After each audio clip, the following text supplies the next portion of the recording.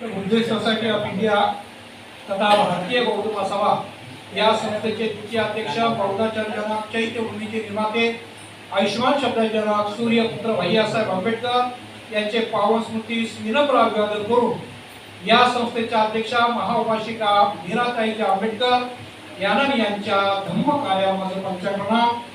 या संस्थेचे कार्याध्यक्ष भीमरावजी आंबेडकर आणि सल्लागार बाळासाहेब प्रकाशजी आंबेडकर या दोघांना सुद्धा सविनय जयभीम करून आज या ठिकाणी वर्षावासा निमित्तानं जे प्रवचन सुरू आहे या निमित्तानं या ठिकाणी उपस्थित असलेले आपल्या भिक्खू संघाचे अध्यक्ष आणि आपल्या संस्थेचे राष्ट्रीय उपाध्यक्ष पूजनीय वंदने म्हणते महाथेरो बी संघपालजी, त्याचबरोबर दुसरे भंते या ठिकाणी उपस्थित आहेत।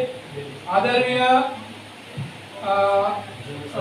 भंते सुमेध मोदी ए की जे आपल्या या भिक्खू संघाचे महामंत्री आहेत। त्याचबरोबर तिसरे भंते या ठिकाणी आहेत आदरणीय भंतेजी सुमे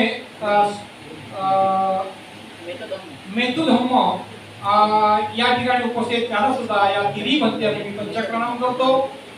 आजचा हा जो विषय आहे या विषयाच्या अनुषंगाने या इथी अध्यक्ष आणि आपल्या मुंबई प्रदेशचे उपाध्यक्ष आदरणीय विलासजी ढोबळे साहेब ज्यानं या ठिकाणी सुरुवातीला आपल्या या ठिकाणी परिचय करून दिलेला आहे ते आपल्या मुंबई प्रदेशचे महामंत्री आदरणीय गवई साहेब, खास करून या ठिकाणी उपस्थित असलेल्या महान राज्याच्या महिला उपाध्यक्ष आदरणीय भारतीताई शिराळ, मुंबई प्रदेशचे कोषाध्यक्ष आदरणीय विलासजी खाडे साहेब, सुरेशजी कांबळे साहेब संघटक, महादेवजी गायकवाड, सर्जेराव गायकवाड, सूरजजी चव्हाण, उपस्थित असलेले सर्व समता सेन दलाचे सैनिक, बौद्धाचार्य, केंद्रीय शिक्षक, शिक्षिका, शील संपन्न श्रद्धा संपन्न माता भगिनी बाल बालिका या सर्वांना सविनय जयभीम करून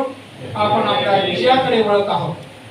खऱ्या अर्थानं सिम्बॉल ऑफ नॉलेज आणि म्हणून बाबासाहेबांचं ज्या ज्या ठिकाणी सत्कार केले बाबासाहेबांच्या बद्दल ज्याने आपलं या ठिकाणी सांगितलेलं आहे त्यांच्या दृष्टीने आपल्याला विचार करणं गरजेचं आहे आणि म्हणून बाबासाहेबांच्या शिक्षणापासून आपण सुरुवात करत आहोत।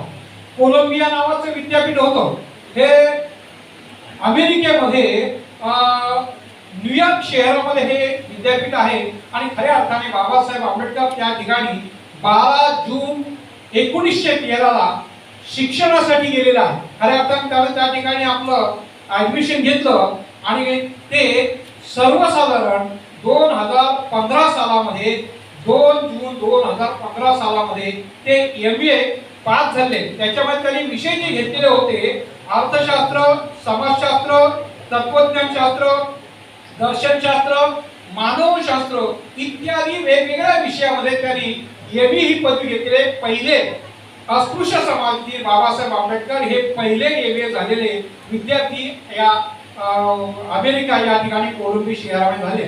त्याच्यानंतर लगेच त्यांनी 2015 मध्ये ऍडमिशन घेतलं। खऱ्या अर्थानं त्याला PhD साठी म्हणजे डॉक्टर ऑफ फिलॉसॉफर आणि अर्थशास्त्राची त्यासाठी त्यांना त्या ठिकाणी ऍडमिशन घेतलेलं होतं आणि त्यांनी त्याच्यासाठी विषय निवडला होता provision decentralisation of imperial finance in British India हा विषय त्यांनी निवडला आणि या विषयाच्या अनुषंगाने 2017 सालामध्ये त्यांनी तो विषय त्यांना सादर केला आणि त्याच्यावर त्यांना PhD ही पदवी मिळालेली आहे।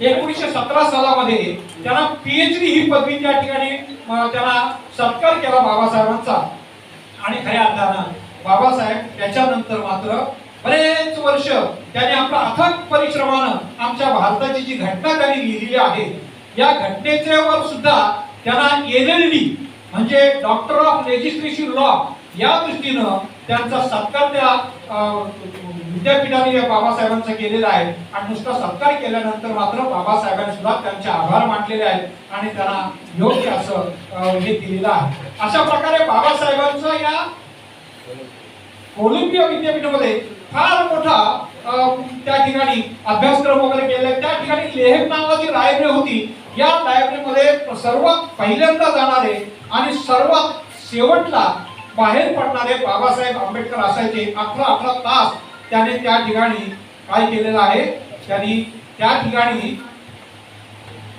18 तास अभ्यास केलेला आहे.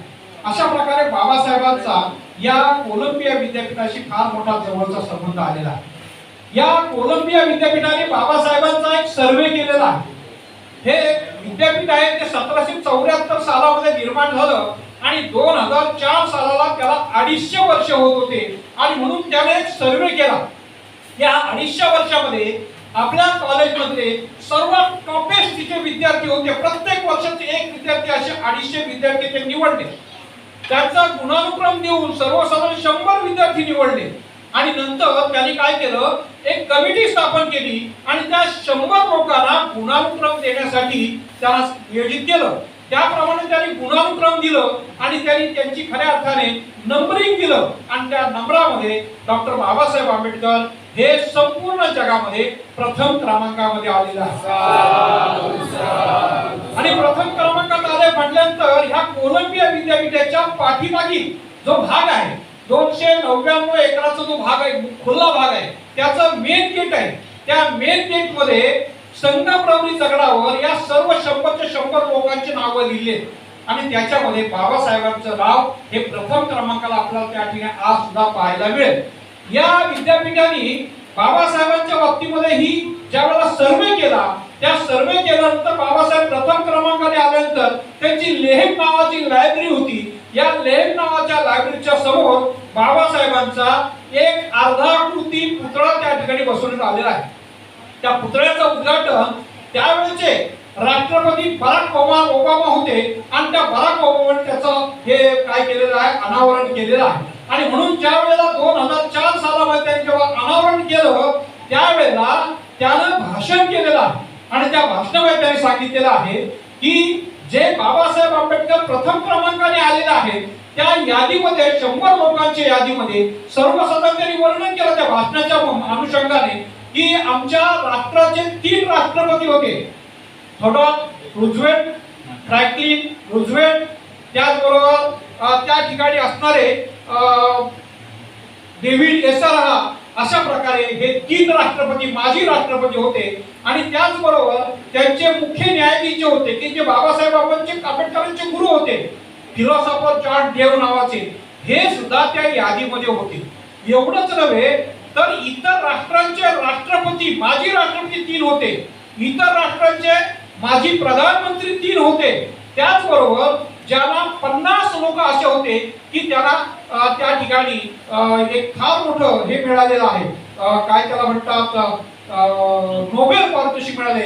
असे 50 नोबेल पारितोषिक असे लोक होते, असे 100 लोकांचे लोक होते आणि त्या 100 लोकांमध्ये बाबासाहेब हे प्रथम क्रमांकाने आलेले आहेत. अशा प्रकारे ओबामा त्यांनी त्यावेळेला त्यांनी भाष्य केलं आणि त्यांनी सांगितलं जर बाबासाहेब आमच्या राष्ट्रामध्ये असते तर आम्ही ज्ञान सूर्य पंथ्या सूर्यच त्यांना म्हणाला असतो आणि म्हणून बाबासाहेबांचा पुतळा त्या ठिकाणी निर्माण केलेला. आज सुद्धा पुतळा त्या ठिकाणी बघायला मिळेल आणि त्या पुतळ्याच्या खाली लिहिलेलं आहे सिम्बॉल ऑफ नॉलेज म्हणजे ज्ञानाचं प्रतीक. अशा प्रकारे त्या लेहक नावाच्या लायब्ररीच्या समोर बाबासाहेबांचा पुतळा त्या ठिकाणी लावलेला आहे. हे पहिलं एक विश्व विद्यापीठ आहे. त्या विश्व विद्यापीठाने बाबासाहेबांचं हे काय केलं, सर्वे केले. म्हणजे एका सर्वे केलं काय, हे जागतिक लेवलला सर्वे झालेला आहे. आणि म्हणून दुसरं एक विद्यापीठ आपण घेऊया.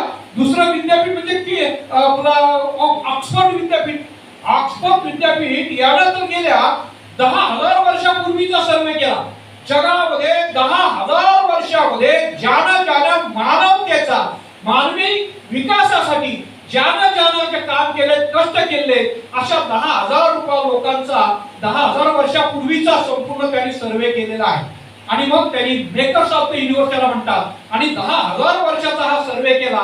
या सर्वे मध्ये संपूर्ण जगाचा सर्वे केलेला आहे. त्याच्यातले भारतातील पहिले प्रथम क्रमांकामध्ये 4 लोक आहेत. त्या 4 लोकांमध्ये प्रथम क्रमांक आहे भगवान गौतम बुद्धांचा, द्वितीय क्रमांक आहे महावीर स्वामींचा, तृतीय क्रमांक आहे राजा अशोकाचा आणि चौथा क्रमांक आहे बाबासाहेब आंबेडकरांचा. आणि म्हणून बाबासाहेब आंबेडकरांना the makers of the universe, जग बदलणारे जे लोक होऊन गेले त्याच्यामध्ये बाबासाहेबांचे हे जागतिक विश्व विद्यापीठ आहे ऑक्सफर्ड विद्यापीठ, हे ऑक्सफर्ड विद्यापीठ म्हणते. हे मोठे तुम्ही आम्ही बोलत नाही, हे जागतिक ज्ञानाच्या मंदिरामध्ये यानं हा सर्वे केलेले, त्यानं त्या ठिकाणी म्हटलेलं आहे. आपण जर तिसरं एक विद्यापीठ म्हटलं तर केम्ब्रिज विद्यापीठ. हे केम्ब्रिज विद्यापीठ आहे, हे 1209 सालामध्ये तयार झालेले फार जुनं विद्यापीठ आहे. आणि म्हणून त्यांनी एक सर्वे केला की सर्वात जास्त पदव्या घेणारा कोण माणूस आहे. त्यांनी 3 सर्वे केले, त्यामध्ये बाबासाहेब आंबेडकरांनी 32 पदव्या घेतलेले. खऱ्या अर्थाने त्यांच्या महत्त्वाच्या पदव्या आहेत BA, MA, PhD, MSc, BSc, DSc, LLD, बार लॉ ह्या प्रमुख आहेत. पण प्रत्येक पदवी ही डॉक्टरेटची ही बाबासाहेब आंबेडकरांनी वेगवेगळ्या विषयामध्ये घेतलेली आहे. अशा प्रकारे हा एक सर्वे झालेला आहे त्यांचा. दुसरी गोष्ट का सर्वात जास्त जगामध्ये सर्वात जास्त ग्रंथ कोणी लिहिलेला आहे आणि म्हणून तो सुद्धा सर्वे त्यांनी त्या ठिकाणी केलेला आहे. आणि त्याच्यामध्ये बाबासाहेब आंबेडकरांनी 55 ग्रंथांनी पण इंग्रजीमध्ये लिहिलेला आहे. आणि मग ते कोणते कोणते ग्रंथ असावेत, त्यांचा विषय तर कोणता असतो आपल्याला माहिती असतं गरजेचं आहे. अर्थशास्त्र, राज्यशास्त्र, कायदाशास्त्र, घटनाशास्त्र, दर्शनशास्त्र, मानवशास्त्र, समाजशास्त्र, इतिहासशास्त्र, तत्वज्ञानशास्त्र, नीतिशास्त्र, धर्मशास्त्र, व्यापारशास्त्र, लेखनशास्त्र, भाषाशास्त्र, साहित्यशास्त्र, पत्रकारिता शास्त्र, मानवशास्त्र, प्रबंधशास्त्र असे विविध विषयाच्या शास्त्रामध्ये त्यांनी इंग्रजीमध्ये हे काय केलेले 55 ग्रंथ लिहिले. बाबासाहेब असा एक दुसरा त्यांनी सर्वे केला सर्वात जास्त भाषा बाबासाहेबांनी येत होत्या. 9 भाषा येत होत्या. मग 9 कोणत्या कोणत्या भाषा येत होत्या? पर्शियन भाषा येत होती, फ्रेंच भाषा येत होती बाबासाहेबांना, त्याचबरोबर जर्मन भाषा येत होती, इंग्रजी भाषा येत होती, पाली भाषा येत होती, संस्कृत येत होती, मराठी याच्यामध्ये सगळ्यामध्ये ते एक्सपर्ट होते. मराठी, हिंदी आणि गुजराती अशा 9 भाषांमध्ये बाबासाहेब आंबेडकर हे पारंगत होते. असा त्यांचा सर्वे आहे. अजून पुढच्या एका विशिष्ट विद्यापीठाचा सर्वे पुढे आपण घेणार आहोत, त्याच्याबद्दल आपण पुढे माहिती घेणार आहोत. आणि म्हणून दुसरी एक गोष्ट ग्रेटेस्ट इंडियन आपल्या भारतामध्ये पण सर्वे केला 2012 सालामध्ये सर्वे केला. आपल्या भारतामध्ये ग्रेटेस्ट सर्वात महत्त्वाचा आणि मोठा भारतीय कोण असावा. मग मोठा भारतीय कोण असेल? त्यावेळेला 45 लोक भारतरत्न झालेले होते. मग त्या भारतरत्नातले 10 लोक निवडण्यात आलेले होते. त्यात एक डॉक्टर बाबासाहेब आंबेडकर होते, पंडित जवाहरलाल नेहरू होते, वल्लभभाई पटेल होते, अटल बिहारी वाजपेयी होते, त्याचबरोबर APJ अब्दुल कलाम होते, त्याचबरोबर इंदिरा गांधी होती आणि मदर टेरेसा होती, JRD टाटा होते, सचिन तेंडुलकर होता आणि लता मंगेशकर असे 10 लोक होते. आणि या 10 लोकांची माहिती सगळी संकलित केली आणि नेटवर टाकून दिली. जगामध्ये सर्व लोकांना सांगितलं का याला तुम्ही मतदान करा. आणि मग जगातील लोकांनी मतदान केलं आणि त्या मतदानामध्ये बाबासाहेब आंबेडकरांचा प्रथम क्रमांक आलेला आहे. आणि 2012 सालामध्ये त्याचे अँकर जे होते ते आमचे अमिताभ बच्चन होते, शबाना आझमी होती आणि त्याचबरोबर माधुरी दीक्षित होती. या तिघांनी हा रिझल्ट डिक्लेअर केलेला आहे. आणि खऱ्या अर्थाने बाबासाहेब आंबेडकर हे सर्व भारतामध्ये आमचे ते ग्रेटेस्ट इंडियन म्हणून हा सर्वे त्या ठिकाणी झालेला आहे. आपण जर बघितलं तर संयुक्त राष्ट्र संघाच्या बाबतीमध्ये म्हणता येईल का आमच्या जगामध्ये युनो म्हणतो आपण, त्या युनो मध्ये 193 सदस्य होते. युनोचे 193 राष्ट्र होते. आणि बाबासाहेबांचा 14 एप्रिल 2016 ला 125 बाबासाहेबांना वर्ष होत होती. आणि म्हणून तो बाबासाहेबांचा जन्मदिवस त्यांच्या ऑफिस मध्ये त्यांनी साजरा केला. आणि त्यावेळेला जागतिक नॉलेज डे म्हणून तो साजरा केला, जागतिक नॉलेज डे. आणि खऱ्या अर्थाने बाबासाहेबांचा हा दिवस संपूर्ण जगाने 193 राष्ट्रांनी ठरवलं, संपूर्ण जगाने हा नॉलेज डे म्हणून याच्या पुढे सर्वांनी हा साजरा करावा. अशा प्रकारे त्यांनी सर्व जगाला आदेश दिले. अशा प्रकारे बाबासाहेबांचे अनेक ठिकाणी पुतळे सुद्धा बसवलेत, हे सुद्धा त्यांनी त्या ठिकाणी सांगितले. अशा प्रकारे संयुक्त राष्ट्र संघ आपण म्हणता येईल. तिसरी गोष्ट आपण बघू पाण्यासाठी खऱ्या अर्थाने धर्मसंघर्ष करणारे जे लोक झाले जगामध्ये, त्यात भगवान गौतम बुद्ध आहेत. त्यानं रोहिणी नदीच्या पाण्यावरून म्हणजे जे कोली आणि जे शाक्य होते यांचा झगडा मिटवण्यासाठी आपण ग्रहत्याग केला आणि दुःख मुक्तीचा मार्ग शोधण्यासाठी निघून गेलो. पहिलं आंदोलन भगवान गौतम बुद्धांनी केलं. पण त्याच्यानंतर मात्र डॉक्टर बाबासाहेब आंबेडकर असे होते की त्यांनी सुद्धा पाण्यासाठी हे आंदोलन केलेलं आहे. ते म्हणजे 20 मार्च 1927 ला चौदार तळ्यावर खऱ्या अर्थानं बाबासाहेबांनी जगाला दाखवून दिलं की पाण्यासारखं पाणी जो नैसर्गिक आहे, या ठिकाणी प्राणी पक्षी सगळे जाती धर्माचे लोक जातात, पण आम्हाला त्या ठिकाणी पाण्याला स्पर्श करता येत नाही. आणि ही लक्तर सगळ्या जगाच्या विश्वात टांगली आणि खऱ्या अर्थाने समतेचा पहिला बाबासाहेबांनी जो आंदोलन आहे ते महाडच्या 14 तळ्यावर समतेचं आंदोलन केलं आणि जगाला सगळं दाखवून दिलं. सर्व जगाने सुद्धा तोटात तोट घातले. अशा प्रकारे पाण्यासाठी धर्मसंघर्ष करणारे आणि माणसाला कल्पना करून देणे की आता माणसासारखी माणसं जगामध्ये पशु पक्षी प्राणी सर्वांना काही पाणी हे नैसर्गिक आहे, तर सगळ्यांना मिळणं गरजेचं आहे. आणि खऱ्या अर्थाने तो संघर्ष बाबासाहेबांनी त्या ठिकाणी केलेला आहे. आपण जर बघितलं तर आधुनिक भारताचे निर्माते म्हणून बाबासाहेबांना आपण या ठिकाणी मान्य केलेले आहे. ते कसं मान्य केलेलं आहे त्याच्यावर थोडासा प्रकाश टाकणं गरजेचं आहे. खऱ्या अर्थानं ह्याच महाडच्या 14 तळ्यावर 25 डिसेंबर 1927 ला बाबासाहेबांनी पुन्हा एकदा आंदोलन त्या ठिकाणी साजरं केलं होतं आणि त्यावेळेला त्यांच्यावर बंधनं आणली गेली आणि बंधनं आणल्यानंतर बाबासाहेबांनी सुद्धा त्या ठिकाणी तो धर्मसंघर्ष करताना त्या ठिकाणी एक मनुस्मृती नावाचा ग्रंथ होता की ज्याच्यामध्ये वेगवेगळे कायदे होते, तर ते सगळ्यांना विषमतेचे कायदे होते. आणि म्हणून बाबासाहेबांनी त्या संध्याकाळच्या सभेमध्ये एक कागद फाडायचे, ते वाचायचे, त्याचा अर्थ सांगायचे आणि त्याच्यानंतर मग आमच्या त्या ठिकाणी ब्राह्मण होते, ब्राह्मणाच्या हातात द्यायचे. त्या ब्राह्मणाकडून ते पुन्हा एकदा आमचे ते संत होते त्या संतांच्या हातात दिलं जात होतं आणि त्या ठिकाणी एक फार मोठा अग्नी केलेला होता आणि त्या अग्नीमध्ये ते जाळलं गेलं होतं. आणि बाबासाहेबांनी त्या ठिकाणी काय केलं होतं, संकल्प केला होता मी पुन्हा एकदा नवीन स्मृती लिही. मनुस्मृती चालली आणि त्यावेळेला सांगितलं की नवीन स्मृती लिही आणि 21 वर्षानंतर बाबासाहेबांनी ही स्मृती लिहायचा काम करण्यात आलेला आहे. म्हणून त्या स्मृतीच्या बाबतीमध्ये थोडंसं आपण बोलणं सुद्धा गरजेचं आहे. आम्हाला या गोष्टी माहिती पाहिजे, कारण त्यावेळेला भारतामध्ये 560 राज्य होते, विविध भाषा होत्या, 200 भाषा होत्या, विविधता होती, एकसूत्रता नव्हती. त्यावेळेला बऱ्याचशा राज्यांकडे या मनुस्मृतीच्या ह्या सगळ्या काही घटना आहेत, ती घटना त्यांच्याकडे होती. आणि म्हणून बाबासाहेब आंबेडकरांनी त्यावेळेला घटनेमध्ये जाऊ नये म्हणून सर्व प्रकारचं काय बाबासाहेब बंधन आणलेलं होतं. आणि म्हणून बाबासाहेब दारा खिडक्या सुद्धा लागल्या होत्या. खऱ्या अर्थाने भारत स्वातंत्र्य होत असताना 1976 ला स्वातंत्र्याची मागणी केली आणि त्यावेळेला दुसरं महायुद्ध सुरू झालेलं होतं. आणि म्हणून 1940 मध्ये त्यांनी सांगितलं की युद्ध थांबल्यानंतर आपण या ठिकाणी तुम्हाला काय करू, आम्ही तुम्हाला राज्य देऊ असं म्हटलं. आणि म्हणून 1925 ला ऑगस्ट महिन्यामध्ये हिरोशिमा नागासाकीवर पहिला अणुबॉम्ब टाकला आणि खऱ्या अर्थाने हे दुसरं महायुद्ध थांबलं. आणि म्हणून डिसेंबर 1945 ला पहिल्यांदा जेटली पंतप्रधान होते, त्या प्रधानाने डिक्लेअर केलं की तुम्हाला या ठिकाणी आम्ही काय करणार आहोत, स्वातंत्र्य देणार आहोत. आणि म्हणून त्यांनी त्रिसदस्यीय कमिटी नेमली. ही त्रिसदस्यीय कमिटी 1945 डिसेंबरला इथं निघाली. 24 मार्च 1946 ला ती दिल्लीला आली आणि त्या दिल्लीला आल्यानंतर दिल्लीला आमचे त्या ठिकाणी हे होते काय तर लॉर्ड माउंटबॅटन हे होते आणि लॉर्ड माउंटबॅटन त्यांची चर्चा केली आणि मे महिन्यामध्ये त्यांनी काय केलं, डिक्लेअर करून टाकलं मे महिन्यामध्ये की तुम्हाला स्वातंत्र्य दिलं जाईल, परंतु त्यासाठी तुमची घटना असणं गरजेचं. 560 राज्य, मग तुमची घटना असणं गरजेचं आहे.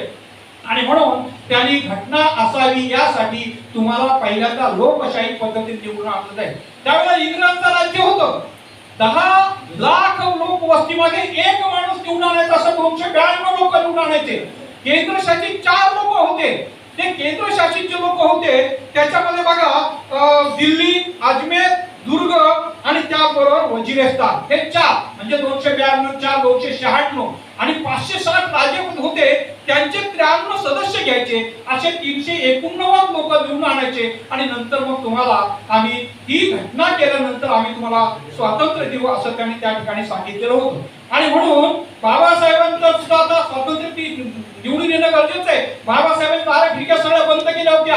त्यावेळेला खऱ्या अर्थानं ही निवडणूक झाली, ही जूनला निवडणूक झाली, जून 46 ला, आणि जुलै 46 ला त्यांचा रिझल्ट लागलेला आहे. आणि त्या रिझल्ट मध्ये 211 लोक काँग्रेसचे होते, 12 लोक इतर होते, 73 मुस्लिम लीगचे होते, असे 296 लोक निवडून आलेले होते. आणि 89 कॉप करून घ्यायचे होते. कर्ण धर्म संयोगाने पाकिस्ताननं काय केलं, बहिष्कार टाकला होता. आम्हाला स्वतंत्र पाहिजे आणि म्हणून त्यांचे 73 लोक होते, त्यांनी बहिष्कार टाकला आणि फक्त आमच्याकडे 223 लोक त्या ठिकाणी फक्त राहिलेले होते. आणि मग त्या 223 लोकांमध्ये बॅरिस्टर 100 होते. त्यावेळेला आमचे लोक अडाणी होते, पण बॅरिस्टर 100 होते. 5 प्रकारच्या घटनेचं जे मसुदा आहे ते 5 लोकांनी वेगवेगळ्या प्रकारे महात्मा गांधी लिहिलं होतं. त्याचबरोबर जवाहरलाल नेहरूंचे वडील मोतीलाल नेहरू लिहिलं होतं, अजून दोघांनी लिहिलं होतं, आरएसएसने लिहिलं होतं, पण कुणाच्याही घटनेचा मसुदा उपयोगाचा नव्हता. आणि म्हणून कुणालाही त्याचं उत्तर देतं बहु अगदी विविधता आहे. मग करायचं काय असा हा प्रश्न होता. आणि म्हणून हे निवडून आल्यानंतर मात्र सच्चिदानंद सिन्हा पहिली 9 डिसेंबर 1946 ला पहिली बैठक झाली आणि त्या बैठकीमध्ये खऱ्या अर्थानंतर राजेंद्र प्रसाद यांना घटना समितीचे अध्यक्ष निवडले. आणि खऱ्या अर्थाने घटना समितीला त्या ठिकाणी सुरुवात झाली. 23 कमिट्या नियुक्ती केल्या होत्या. त्यातल्या 20 कमिटीमध्ये बाबासाहेब प्रमुख होते. आणि मग त्यांचा रिझल्ट आपण पाठीमागे आलेला आहे. त्या रिझल्टच्या अनुषंगाने 113 कलम 8 परिशिष्ट 22 भागामध्ये त्याचा मसुदा थोडक्यामध्ये छोटका आला, परंतु त्याच्यानंतर लिहायला कोणीच तयार नाही. मग आता करायचं काय असा त्यांच्या पुढे प्रश्न पडला. आणि म्हणून त्यावेळेला आता त्या जवाहरलाल नेहरूंची बहीण विजया लक्ष्मी पंडित ही परदेशामध्ये गेली, दुसरा कोणी लिहिणार आहे किंवा नाही बघण्यासाठी. आणि म्हणून ती परदेशात गेल्यानंतर त्या ठिकाणी सुद्धा कोणी हे लिहिण्यासाठी येईना. आणि म्हणून त्या ठिकाणी एक माणूस होता आणि तो म्हणजे आयझॅक जेमिन.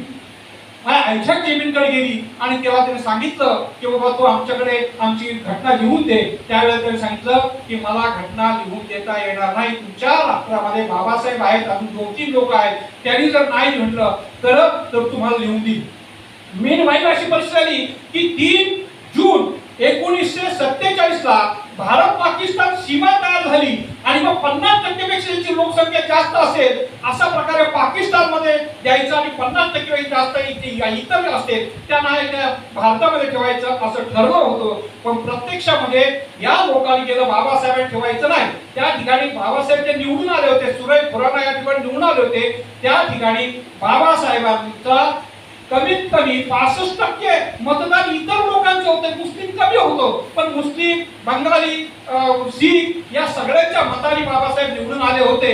परंतु त्या बाबासाहेबांचं हे मतदारसंघ आहे ते परत पाठवलं होतं. खऱ्या अर्थाने त्यावेळेला जर बघितलं तर बाबासाहेबांच्या विरुद्धामध्ये सुद्धा जो फार मोठा वल्ली त्या ठिकाणी शंकरानंद बोस नावाचे आमचे शरदचंद्र बोसचे भाऊ, मोठे भाऊ होते, पण त्यांना सुद्धा पराजित करून बाबासाहेब या ठिकाणी आले होते.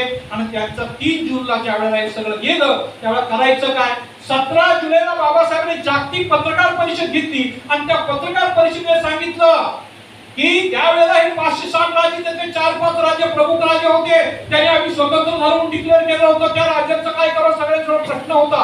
आणि मग त्यांनी डिक्लेअर केलं आम्ही स्वतंत्र झालो. त्यावेळेला बाबासाहेब सांगितलं, पत्रकार परिषद घेतली, यांना असं वाटत असेल की आपण इंग्रजी पीठ बैठक घेतली म्हणून आपल्याला स्वातंत्र्य मिळेल, की तुमची भूल आहे, हे शक्य होणार नाही. तुम्ही असं वाटेल का आम्ही जागतिक लेवलला जाऊ आणि युरोमधून आम्ही स्वतंत्र होऊ, ही सुद्धा तुमची भूल आहे. तुम्हाला इथेच राहायला पाहिजे, इथे आपल्याशी एकाची देवाणघेवाण करायला पाहिजे आणि नंतर मात्र मग आपण इथे घटना लिहू शकतो असं बाबासाहेबांनी सांगितलं. आणि हे सांगितल्यामुळे बाबासाहेबांच्या पर्याय राहिला नाही. बाबासाहेबांचा अनुभव पण होता, कारण इंग्रजांनी त्यावेळेला 1935 ला 30, 31, 32 मध्ये बाबासाहेबांनी जे हे केलं त्याच्यावर सुद्धा बाबासाहेबांना काय केलं होतं, भरपूर असं कायदे करावे लागले होते. आणि म्हणून बाबासाहेब आंबेडकर इथून निवडून आलेले. आणि हे निवडून येत असताना त्यावेळेला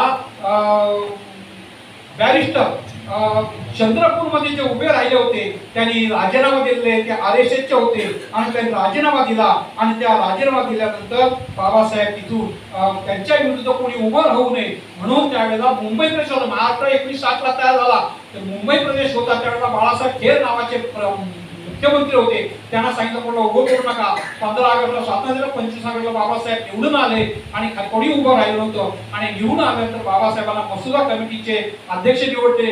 29 तारखेला मसुदा कमिटीमध्ये 6 लोक निवडले. BN Mittal, AK आयेगार, AK Iyer, KN Mulshi, NM राव, सय्यद सादुल्ला सर, BN राव हे सगळे त्याला दिले आणि खऱ्या अर्थाने 31 तारखेला पहिली बैठक झाली. या बैठकीमध्ये फक्त सगळे लोक होते, त्याच्यानंतर एकही माणूस नाही. एक मेला, एक अमेरिकेला गेला, एकाने राजीनामा दिला, 2 बाहेर होते, एक राजकारणामध्ये अटकलेला होता, आजारी होते आणि म्हणून कोणाचाही उपयोग झाला नाही. बाबासाहेबांनी ही घटना लिहायला सुरुवात केली त्याच्यानंतर म्हणजे 31 ऑगस्ट 1947 ते 24 फेब्रुवारी 1948 पर्यंत 6 महिन्यामध्ये 315 कलम, 8 परिशिष्ट, 22 भागामध्ये ही संपूर्ण घटना लिहून काढली आणि मग ती काय केली, लोकांच्या माहितीसाठी प्रसिद्ध केली. का जर तुम्हाला काय बोलायचं असेल तर तुम्ही काय सांगा, तुमचे काय सजेशन द्या आणि ते 6-7 महिन्यापर्यंत दिले म्हणजे 13/11/48 पर्यंत हे दिलेलं होतं. मग त्यावेळेला त्यांचा 7635 सजेशन आले. बाबासाहेबांनी 2473 सजेशन स्वीकारले आणि पुन्हा एकदा तिथून लिहायला सुरुवात केली. ते 13/11/49 पर्यंत बाबासाहेब आंबेडकरांनी 395 कलम, 8 परिशिष्ट, 22 भागामध्ये पूर्णपणे घटना लिहून काढली आणि 14 नोव्हेंबर ते 26 नोव्हेंबर पर्यंत पुन्हा त्याचं वाचन झालं आणि मग त्याची घटना बाबासाहेबांनी सुरू केली. खऱ्या अर्थाने त्याच्यावर 13 नंबरचा कलम लिहिला आहे. त्या कलम मध्ये बाबासाहेबांनी म्हटलेलं आहे, काय म्हटलेलं आहे, वर्तमान काळ, भूतकाळ, भविष्य सगळ्यासाठी त्याच्यावर लिहिलेलं आहे की कोणत्याही प्रकारचं जे इत्या अगोदर पासूनचे जे काही कायदे आहेत भारतामध्ये पण त्या 560 राज्यांचे असले कोणाचे असतील हे सगळे भूतकाळातले सगळे रद्द, वर्तमान करता ते लिहून काढलं आणि अशा प्रकारचे अन्य अत्याचार करणारे कायदे परत कुणालाही तयार करता येणार नाही अशीही वेळ मारून ठेवली. म्हणजे वर्तमान काळ, भूतकाळ आणि भविष्यकाळ बाबासाहेबांनी लिहून काढलं. एवढे राजे रजवाडे, एवढी विविधता असताना सुद्धा आज आम्ही एकोप्यानं नांदत आहोत आणि खऱ्या अर्थाने बाबासाहेब आंबेडकरांनी ही घटना नुसती लिहिली त्यावेळेला 298 सदस्य होते आणि सर्व सदस्यांनी बाबासाहेब घटनेचे शिल्पकार म्हणजे भारताचे शिल्पकार आहेत हे त्यावेळेला त्यांनी मान्य केलं आणि खऱ्या अर्थाने बाबासाहेब हे भारताचे शिल्पकार आहेत हे त्यावेळेला त्यांनी सगळ्यांनी मान्य केलं आणि खऱ्या अर्थाने बाबासाहेब हे घटनेचे शिल्पकार आहेत. आपण जर पुढे जर बघितलं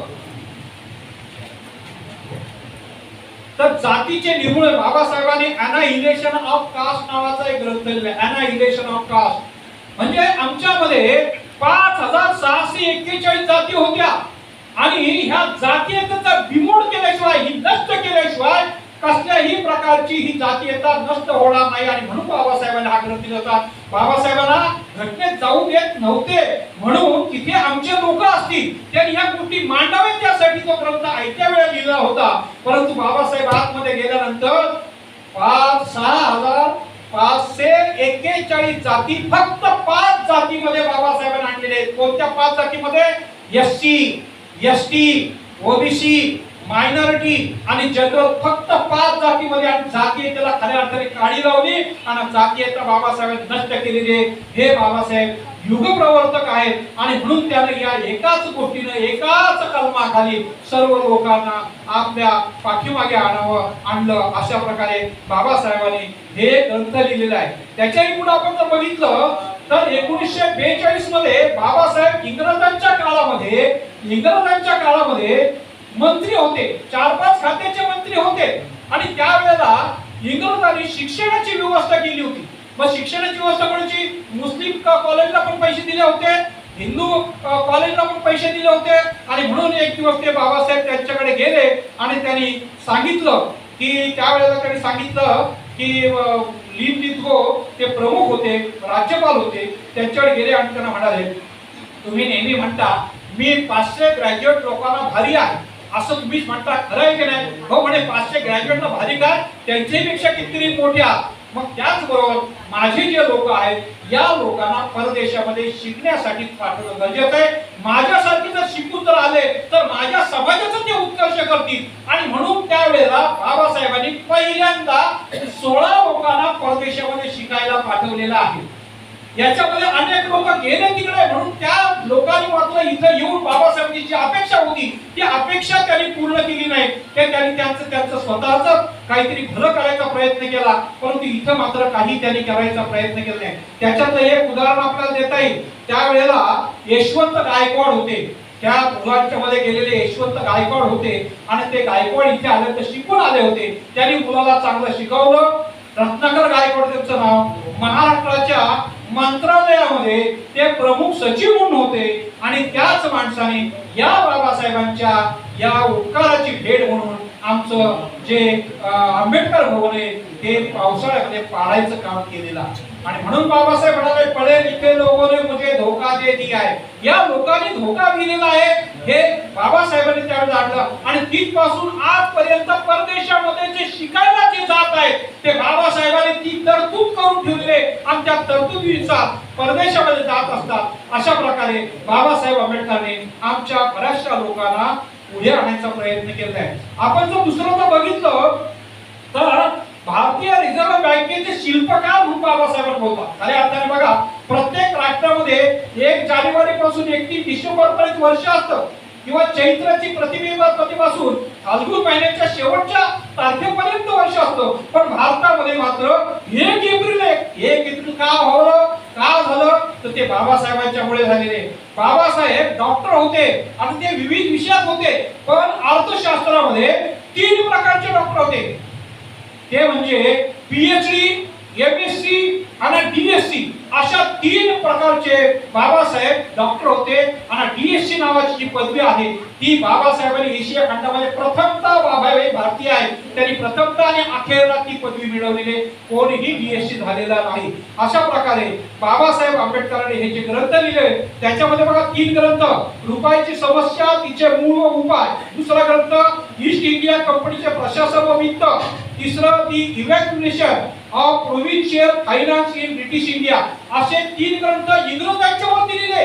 त्याने 250 वर्षात राज्य कारभार केलं. त्या राज्य कारभाराच्या वेळेला त्याने काय केलं, आमच्यावर कसा अन्याय केला हे त्यात दिलं. त्याच्यावर त्याला त्यांच्याच कॉलेजमधून ह्या 3 डॉक्टरेटच्या पदव्या त्याला प्राप्त झालेल्या आहेत. अशा प्रकारे बाबासाहेब आंबेडकरांनी हा सुद्धा काय केलेला आहे, हा हे ग्रंथ लिहिले. आणि मग ज्या वेळेला त्या ठिकाणी एक हे आलं होतं, कमिशन आलं, त्याला हिल्टन कमिशन होता. हिल्टन यंग त्याचा प्रमुख होता आणि म्हणून ते हिल्टन यंग कमिशन त्या ठिकाणी आलं. त्यावेळेला त्यानं काय केलं होतं माहिती का, त्यानं सगळं जगातील सगळे अर्थशास्त्रज्ञ आणले होते. त्यांच्याबरोबर त्यांनी चर्चाही केली होती. आणि ती चर्चा केल्यानंतर त्यांनी सरते शेवटी सांगितलं की आता बाबासाहेबांची आपल्याला काही चर्चा करण्याची आवश्यकता. त्यांचं वेलबी नावाचा एक सदस्य होता. आणि मग त्यांनी शेवटला बाबासाहेबांना भेटायला गेले आणि त्यांनी सांगितलं, बाबासाहेब आम्ही हे सगळं काही लोकांना प्रश्न विचारले, जागतिक अर्थतज्ञांशी आम्ही चर्चा केलेली आहे,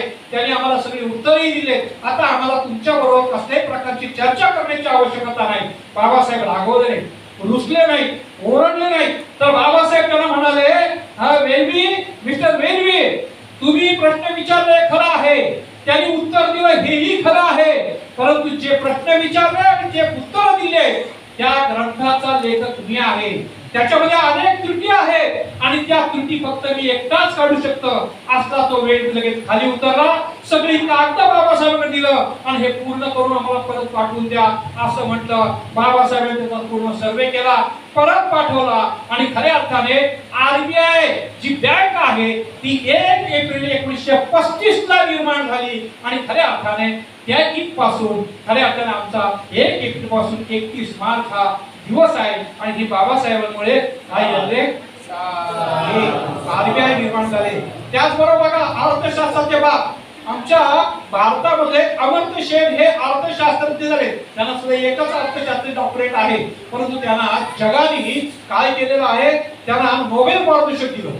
आणि नोबेल पारितोषिक दिल्यानंतर त्यांनी सुद्धा नोबेल पारितोषिकाला उत्तर देत असताना त्यावेळेला भाषण केलं. त्यावेळेला त्यांनी सांगितलं की बाबासाहेब आंबेडकर आमच्या भारतामध्ये एमएससी, PhD, MSc, DSc अशा प्रकारच्या 3 पदव्या बाबासाहेब डॉक्टरेटचे घेतलेल्या आहेत। हे बाबासाहेब माझे अर्थशास्त्रातले बाप आहे अशा प्रकारे त्यांनी नोबेल पारितोषिकाला उत्तर देताना कबूल केलेलं आहे। आणि बाबासाहेब आंबेडकरांसारखा आज सुद्धा त्यांची BSc पदवी अजून सुद्धा कोणी या ठिकाणी घेतलेली नाही। अशा प्रकारे बाबासाहेबांच्या बाबतीमध्ये बोलता येईल।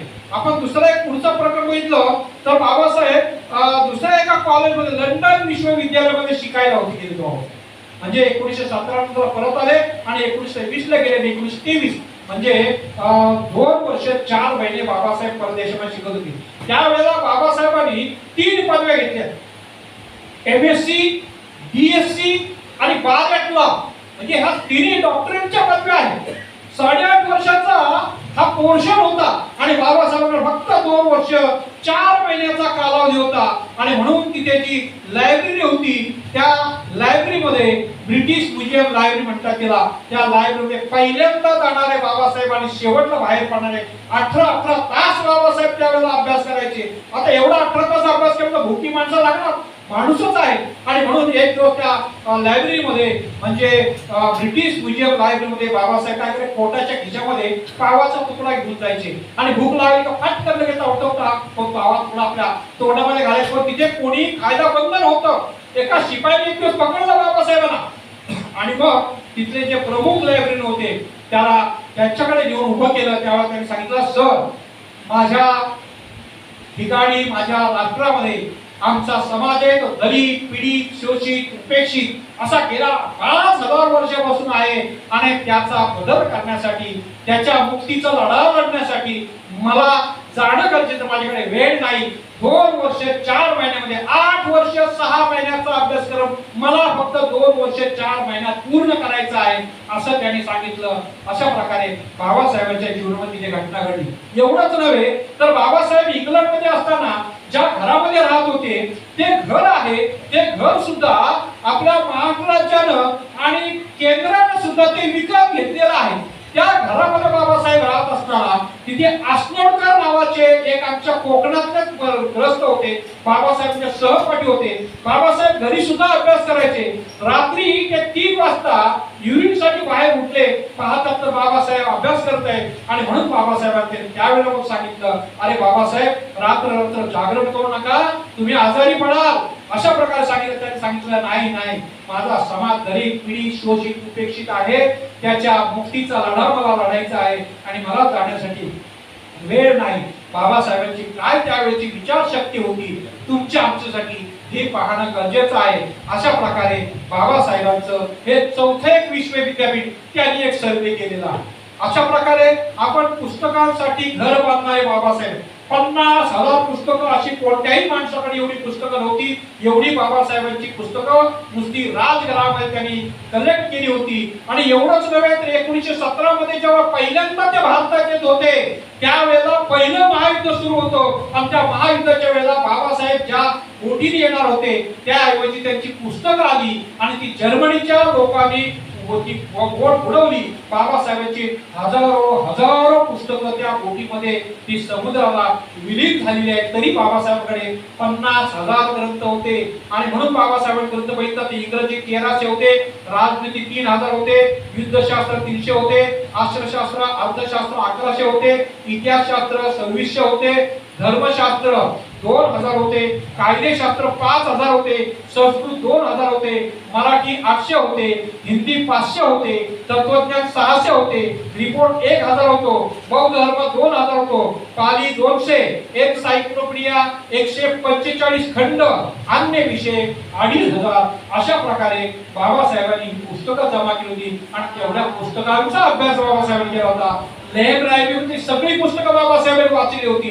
त्याचबरोबर या ठिकाणी जी इंग्लंड मधली जी होती लायब्ररी तिथली सुद्धा बाबासाहेबांनी सर्व पुस्तकं वाचली होती। अशा प्रकारे बाबासाहेबांनी हे पुस्तकालय होतं। पण बाबासाहेबांच्या वाचनाच्या बाबतीमध्ये आपल्याला दुसरं एक उदाहरण घेता येईल का बाबासाहेबांना भेटण्यासाठी बाबासाहेबांनी जेव्हा 13 ऑक्टोबर 1935 येवला घोषणा केली होती आणि म्हणून जगातील धर्ममार्तंड बाबासाहेबांकडे होते। इंग्लंडचे गॉडफ्रे आले होते, जर्मनीचे स्टेनली जोन्स आले होते आणि बाबासाहेबांना आले भेटले बाबासाहेब राजघरामध्ये येऊन भेटले आणि बाबासाहेब सांगितले, बाबासाहेब हा जो धर्म आहे हा धर्म चांगला आहे, ख्रिश्चन धर्म हा धर्म तुम्ही स्वीकारा. त्या धर्माची सगळी माहिती बाबासाहेबांनी दिली. जागतिक लेवलचे हे फादर होते आले होते, त्यांना त्यांनी बाबासाहेबांनी विचारलं, फादर तुम्ही मला जी ही ख्रिश्चन धर्माची माहिती सांगितली ती कोणत्या बायबल मधली?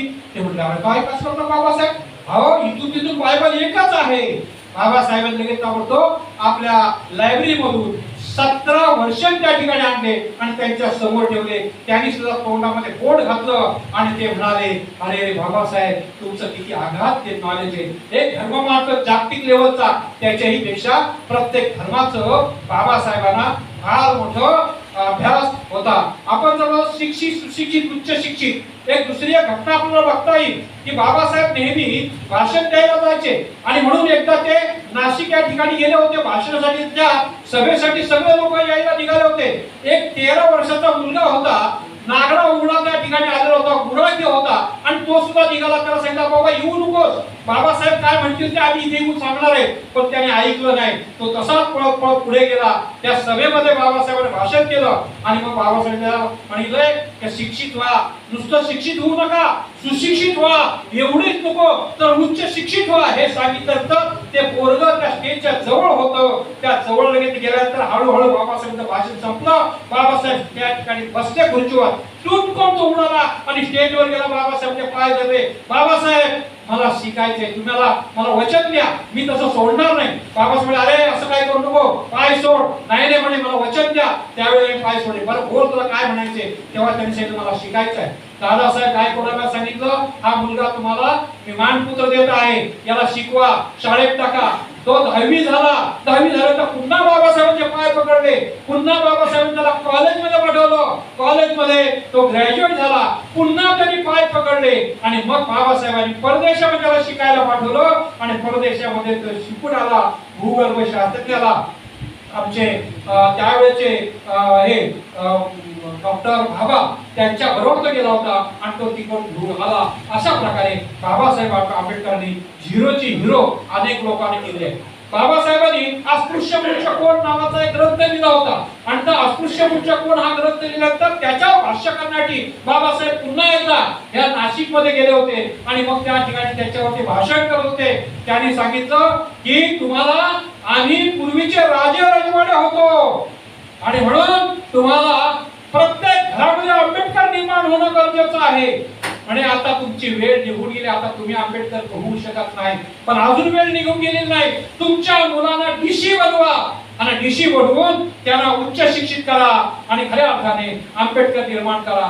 तिथे एक शशिकांत देठणकर नावाचा एक मुलगा होता चौथीमध्ये. आपल्या बापाला विचारतो डीसी म्हणजे काय हो? तो म्हणतो मला माहित नाही. बाबासाहेब म्हणतात डीसी म्हणजे डीसी, तुला डीसी व्हायचंय, आम्हाला काय कळत नाही. पोरगा हुशार होता, त्यांनी आपल्या मनावर घेतलं. पुढे आईएस झाला आणि मग तो डिस्ट्रिक्ट कलेक्टर झाला. डीसी म्हणजे डिस्ट्रिक्ट कलेक्टर झाला आणि त्याच्यानंतर मात्र तो कमिशनर झाला. त्याच्यानंतर तो याच्यामध्ये मंत्रालयामध्ये सचिव झाला. अशा प्रकारे बाबासाहेब आंबेडकरने आईएएस अनेक लोक, डॉक्टर, वकील, अनेक लोक बाबासाहेबांनी निर्माण केले. युग अशा प्रकारचे बाबासाहेब युग प्रवर्तक झाले आणि म्हणून त्याचा सर्वे म्हणतो त्यांनी 40 वर्षामध्ये 5000 वर्षाचा इतिहास त्यांनी बदलला.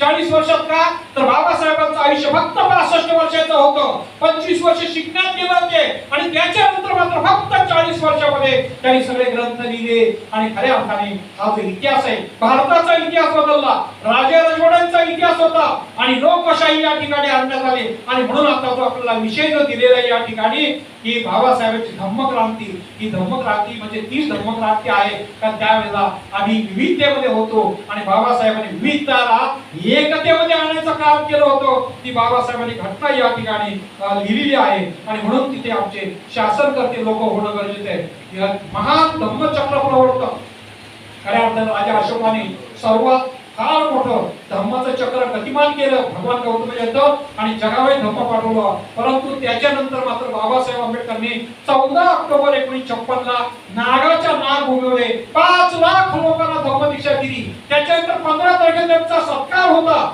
नगरपालिकेमध्ये. 15 तारखेला आमचे उशिरा लोक आले होते अगदी भाकऱ्या वगैरे पाठीला बांधून त्यावेळेला 2 लाख लोक आले होते. त्यांनी सुद्धा बाबासाहेबांना सांगितलं, बाबासाहेब आम्हालाही धम्मदीक्षा द्या. बाबासाहेब 15 तारखेला संध्याकाळी 2 लाख लोकांना धम्मदीक्षा दिली. त्याच्यानंतर 16 ऑक्टोबरला चंद्रपूरला सुद्धा 3 लाख लोकांना धम्मदीक्षा दिली. अशी 10 लाख लोकांना बाबासाहेबांनी धम्मदीक्षा दिली. अशा प्रकारची धम्मदीक्षा जगामध्ये कुठेही झालेली नाही. बाबासाहेबांची धर्म परिवर्तन केलं आणि ते पण शुद्ध विशुद्ध तर्कशुद्ध जीवनामध्ये बाबासाहेबांनी आम्हाला टाकलेलं आहे. नुसता आम्ही अजून अभ्यास केलेला नाही, अजून आम्ही त्याचं आचरण केलेलं नाही. नुसतं बाबासाहेबांनी ओटीत टाकलं, त्याचा परिणाम असा आला 6746 जातीमध्ये शेवटची जात होती आमची. आमच्या गळ्यामध्ये गाडवा होतो, पाठीला बोराट्याचा धड होता. आणि बाबासाहेब आंबेडकरांनी अशा स्थितीमध्ये टाकल्यानंतर आज आम्ही 2 नंबरला येऊन बसले. आमचा सामाजिक बदल झालेला आहे, सांस्कृतिक बदल झालेला आहे, वैचारिक बदल झालेला आहे, आमच्यामध्ये शैक्षणिक बदल झाले आहे, नोकरीच्या बाबतीत बदल झालेले आहे, आर्थिक बदल झालेला आहे, सामाजिक बदल झालेला आहे, धार्मिक बदल झालेला आहे, सर्वांगीण बदल झालेला आहे. नुसता बुद्धाच्या ओटीत टाकलं तर एवढा बदल झालेला आहे. आणि तो जर धर्म आम्ही जाणला, आचरणात आणला तर आम्ही कुठे जाऊ. आणि म्हणून जग सुद्धा अगदी पुढे अशा प्रकारे बाबासाहेबांनी महान धर्म प्रचारक होते, महान शिक्षण प्रचारक. आपण जर बघितलं 10 मिनिटात मला महान शिक्षण प्रचारक बाबासाहेब होऊन गेले. आणि शिक्षण प्रचारकामध्ये बाबासाहेबांनी पीपल एज्युकेशन सोसायटी निर्माण केली. पीपल एज्युकेशन सोसायटीच्या माध्यमातून त्यानं सिद्धार्थ कॉलेज 2046 ला निर्माण केलं. त्याने मिरिंद कॉलेज 1950 ला तयार केलं. आज आमच्याकडे 18 वेगवेगळ्या प्रकारचे काय आहेत युनिव्हर्सिटी आहेत. बाबासाहेबांनी अनेक लोकांना शिक्षित केलं, त्यांचा प्रगतीचा मार्ग खुला करून दिला. महान शिक्षण प्रसारक बाबासाहेब आहेत. हिंदू कोड बिल खऱ्या अर्थानं आमच्या समाजामध्ये स्त्रियांच्यासाठी चूल आणि मूल, त्यांना सर्व सगळ्या गोष्टीने त्यांच्यावर बंधन होती. बाबासाहेबांना अनेक अडथळे निर्माण झाले, तरीही बाबासाहेबांनी हे हिंदू कोड बिल दिलं. स्त्रियांना सर्व अधिकार दिले आणि ते अधिकार मिळत नाहीत, लिहून तर ठेवलं होतं, उशिरानंतर ते पास केलेलं आहे. तरीही बाबासाहेबांनी स्त्रियांसाठी आपला या पदाचा राजीनामा दिलेला आहे. शेतकऱ्यांसाठी राजीनामा दिलेला आहे. बाबासाहेबांनी ओबीसी साठी राजीनामा दिले. 2-3 कारण बाबासाहेबांची. आणि म्हणून स्त्रियांना सर्वच सुविधा बाबासाहेबांनी मिळवून हिंदू कोड बिलामध्ये दिले आहे. म्हणजे आपल्या पतीचा हिस्सा असेल आर्थिक, वडिलांचा हिस्सा असेल आर्थिक, शिक्षणाचा भाग असेल, कोणत्याही गोष्टी नुसती ती गरोदर असेल तर तिला 6 महिन्याची स्पेशल लीव असेल, समान वेतन समान काम, तिला थोडी मजुरी असायची आणि 10 पटीने 5 पटीने पुरुषाला असायची. समान वेतन समान काम बाबासाहेबांनी तिला दिलं. त्यांच्या मुलांसाठी काय त्याला म्हणतात पाळणा घराची व्यवस्था बाबासाहेबांनी केली. अशा प्रकारे बाबासाहेब आंबेडकरांनी याच्यामध्ये हिंदू कोड रुजवा लिहिलेले. आपण थोडस एक दुसरे कोल्हापूरचे शाहू महाराजांकडे वर्णन केले. कोल्हापूरचे शाहू बाबासाहेब त्यावेळेला 1917 मध्ये परत जेव्हा भारतामध्ये आलेले होते, सोनतले कॅम्पवर शाहू महाराज त्यावेळेला बसलेले होते. आणि मग कोणीतरी म्हणाला आले तिथे, अहो म्हणे काय करताय, अहो बाबासाहेब नावाचा कोणतरी महाराजचा मुलगा MA PhD होऊन या ठिकाणी आलेला आहे. ते म्हणे काय म्हणाला परत म्हण. त्यावेळेला ते म्हणे, अहो महाराज कोणता एक मुलगा आहे, तो MA PhD होऊन या ठिकाणी आले. आणि मग काय बघताय, जा त्यांचा पत्ता शोधून या. आणि म्हणून सगळे जण या ठिकाणी मुंबईला पत्ता शोधण्यासाठी आले. बाबासाहेब त्यावेळेला फक्त 26 वर्ष होते, प्रसिद्धीला नव्हते, त्याच्यामुळे त्यांचा पत्ता त्यांना त्या ठिकाणी सापडला नाही. आणि म्हणून ते परत गेले. ते म्हणाले नाही आता मी जाणार. आणि मग त्या ठिकाणी शाहू महाराज स्वतः या ठिकाणी आले. आणि शाहू महाराज या ठिकाणी आल्यानंतर त्यानं काय केलं, त्यावेळेला आमचे बाबासाहेबांचे सहकारी होते, त्या सहकाऱ्यांची त्यांचा पत्ता मिळवला. आणि मग त्यांचा पवार आणि त्यांचे काही सहकारी होते त्यांना घेऊन ते या परेडला आलेले आहेत. बाबासाहेबांच्या तिथे गेल्यानंतर ते पवार होते ते वरती गेले आणि वरती जाऊन आले, कोणी आहेत का, आंबेडकर आहेत का असं काही विचारलं. त्यावेळेला बाबासाहेब उघडे बसले होते, फक्त त्यांचा पंचा होता. आणि म्हणाले कोण आले, ते वरती गेला तर म्हणाले अरे तुम्हाला भेटण्यासाठी आपल्या कोल्हापूरचे शाहू महाराज आले. काय म्हणे कोल्हापूर शाहू महाराज आले. आणि म्हणून बाबासाहेबांनी शर्ट घातला, खाली उतरले तर खरंच शाहू महाराज आले होते. शाहू महाराजांना वरती आणलं. मीरा आपला रमाईनं त्यांना दरवाजा आणून पाणी दिलं आणि त्या पाणी दिल्यानंतर ते पाणी प्याले, त्या ठिकाणी बसले, चहा झालं आणि त्यावेळेला बाबासाहेब म्हणाले तुम्ही कशासाठी आले. बाबासाहेबांनी निमंत्रण दिलं, कारण बाबासाहेब त्यावेळेला त्यांच्यावर प्रसंग येऊन गेला होता कुठे बडोद्याला, आणि म्हणून त्याला कसल्या याच्यावर विश्वास राहिला नव्हता, परंतु त्यांनी सांगितलं महार परिषदेला अध्यक्ष व्हायचं आहे. बाबासाहेबांना वचन घेतलं त्यांनी आणि खऱ्या अर्थानं बाबासाहेबांनी सांगितलं महाराज तुम्ही कशासाठी आलात. अहो तुम्ही नाही असता मला जर सांगितलं असतं तर मी आलो असतो, तुम्ही एक राजे आहात. त्या म्हणाले अहो आम्ही राजे आहोत पण आम्ही परंपरेचे राजे आहोत, तुम्ही ज्ञानाचे राजे आहात. एका युगपुरुषाने दुसऱ्या युगपुरुषाला ओळखलं आणि म्हणाले तुम्ही ज्ञानाचे राजे आहात, आणि म्हणून ते त्या ठिकाणी आले होते. बाबासाहेबांना पुन्हा त्यांनी कोल्हापूरला बोलवलं, आपल्या सोमतळी कॅम्पवर त्यांचा आदर सत्कार केला, त्याची मिरवणूक काढली आणि स्वतःच्या डोक्यातील जो फेटा आहे तो फेटा त्यांनी त्यावेळेला बाबासाहेबांना दिला, बाबासाहेबांच्या डोक्यात घातला आणि रेल्वे स्टेशन पर्यंत पोहोचवायला आले होते. आणि त्याच्यानंतर माणगावची 20 मार्च 1920 ची परिषद झालेली आहे आणि त्या परिषदेमध्ये सुद्धा बाबासाहेब अध्यक्ष होते. 2 दिवसाची परिषद झाली. 100 वर्षानंतर या वर्षी आम्ही जाऊन आलो होतो त्या ठिकाणी. त्याचं एक पुस्तक काढलेले, त्या पुस्तकामध्ये सुद्धा आहे बाबासाहेबांचा जो लिखित स्वरूपामध्ये ग्रंथ लिहिलेले आहेत महाराष्ट्र शासनाने, त्याचा 18 नंबरचा पहिला खंड आहे. त्याच्यामध्ये सुरुवातीलाच मी आता ही गोष्ट सांगितली ही त्यात लिहिलेली आहे आणि त्याच्यामध्ये ते भाषण करतात शाहू महाराज की मुलांचा माणूस होऊ शकत नाही, माणसाचा माणूस पुढारी होऊ शकेल, आणि म्हणून आपला सुद्धा पुढारी आता शोधायची गरज नाही, आपला पुढारी सापडलेला आहे. आणि तुमचं या ठिकाणी बदल केल्याशिवाय, तुमच्यामध्ये परिवर्तन केल्याशिवाय ते थांबणार नाहीत. आणि आज ना उद्या हे संपूर्ण भारताचे एक फार मोठे पुढारी होतील, हे त्यांचे वाक्य होते आणि ते वाक्य शेवटला त्यांचे खरे झाले. अशा प्रकारे एका युगपुरुषाने दुसऱ्या युगपुरुषाचं ताकीद त्यावेळेला वर्तवलेलं होतं. अशा प्रकारे शाहू महाराजचा एक किस्सा आहे. अजून एक किस्सा आपण बघूया. 2 महामानवांची भेट आहे. खऱ्या अर्थाने ही गोष्ट आपल्या वरळीच्या या ठिकाणी काळं मैदान म्हणतात त्या ठिकाणचे आहे. आज त्या ठिकाणी हॉस्पिटल एक कारकार मैदान त्याला त्यावेळेला म्हणायचे, आणि त्या मैदानामध्ये बाबासाहेब 52-53 ची घटना होती आणि त्या घटनेमध्ये त्या ठिकाणी असेच भाषण करायला येणार होते आणि म्हणून सगळे थवेच्या थवेने लोक आले होते. संपूर्ण भाग सगळा भरून गेलेला होता. त्या ठिकाणी बसायलाही जागा नव्हती आणि खऱ्या अर्थानं बाबासाहेब सत्कार केला, अनेक पुढाऱ्यांची भाषणं झाली आणि सरते शेवटी बाबासाहेब भाषण करायला उभे राहिले. बाबासाहेब भाषण करत असताना सगळे लोक तल्लीन झाले होते, अगदी एकाग्रतेने बाबासाहेब सगळं ऐकत होते. आणि अशाच वेळेला उजव्या साईडला अचानक काहीतरी हालचाल झाली. सगळे लोक फटाफट फुटले, काय झालं, आणि म्हणून बाबासाहेब म्हणाले अरे काय झालं नाही, बसा सगळ्यांनी. बाबासाहेबांचा आदेश मिळाल्याबरोबर सर्व खाली बसले. परंतु तिथून एक माणूस बाहेर आला होता. त्याच्या अंगावर हिरव्याचं कपडे होते, हातामध्ये गाडगं होतं आणि 2 हातामध्ये एक काय म्हणतात एक फुलांची माळ होती. हा घोंगडी होती आणि फुलांची माळ होती. त्यांनी 2 हातावरती ती माळ पकडली होती आणि त्या ठिकाणी उभे राहिले. बाबासाहेबांची त्याची दिसपतीच झाली. ते खाली उभे होते. बाबासाहेब म्हणाले बाबा तुम्ही खाली का वरती या. बाबासाहेब ते म्हणाले नाही बाबासाहेब तुम्ही खाली या. दोघे महापुरुष एकामेकाला विनंती करत होते. बाबासाहेबांची ही भाषणाची तार फुटलेली होती. बाबासाहेबांना थोडा राग आला. रागात म्हणाले बाबासाहेब बाबा तुम्ही वरती काय येत नाही.